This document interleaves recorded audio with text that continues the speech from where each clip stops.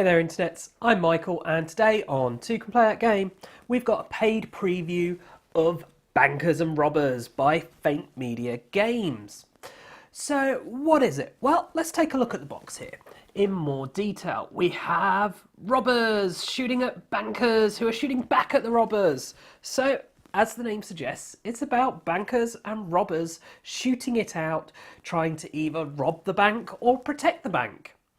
But beyond that obvious fact, what it is a game of twos, because there are two teams, the bankers and the robbers, and because there are two robbers, there are two items, guns and keys, and there are two ways to move. You've got cards or dice. But what really makes this game of twos is the fact that there are two games in one. You first have this social deduction game with hidden roles and everyone trying to figure out who each other are and trying to kill each other off.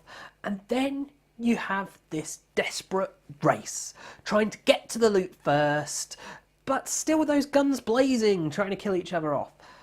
And how this all actually works is that in that first phase you know your role and you know the role of the player to your right. And as the bankers you're trying to find out who the robbers are and give them guns to kill them. And as the robbers you're trying to collect keys to be able to reveal yourself as a robber and the other robber. Each turn you'll draw one of the player's numbers out of the bag. You then choose to give that player either a gun or a key depending on what role you think they are playing. If at any point during this phase you get 3 guns in front of you, you're eliminated from the game. If you collect enough keys, you can use them to see what other players are or to reveal them to all the other players. Once the robbers manage to reveal each other, that's then the end of the phase and you move on to phase 2. And in phase 2 a path of cards is laid out with a start and an end, and you're all starting on this start space and you need to get your team to the end first. The first team to get a person to the end will win, or if you eliminate the other team you'll win. But there are some spaces on this path that will send you back to the start, so you need to not land on those. In phase 2 on your turn, what you do is you choose between drawing a card or rolling a dice in order to move along the track. Either way you'll randomly be moving between 1 and 3 spaces, or you can choose not to move and move back 1 space. And at the end of each round, one person from each team will get shot collecting guns and potentially again being eliminated from the game. So what do I think about the game then? Well, we're not going to talk about the components because this is only a Kickstarter prototype, so none of that's final, so it's not really fair to judge it on that. But what about the art? Well, the box art is representative of the art in this game. It's this stylized, cartoony artwork, and it's consistent throughout the game. So what about the gameplay then? Well, the two different phases have very different feels to them. You have the whole social deduction and then the race. And the advantage of this is that the game will appeal to people who like either type of game. In the first phase, the luck of the bag draw is then balanced with the decision about which card to give the player. But how do you make this decision? Well, it's all about that social interaction at the table. It's all about paying attention to what people are saying, what people are doing, you know, trying to bluff your way around it and read their bluffs and double bluffs and triple bluffs. It's all about that interaction. You need to be paying close attention to what your fellow players are doing, because every time you give someone a gun, you risk killing one of your own teammates if you've misguessed who they are. And every time you're giving people keys, you're giving them potentially the knowledge about who people are, because they can use those to gain knowledge. And you can't take too long deciding who you think people are either, because every 3 rounds, the swap occurs.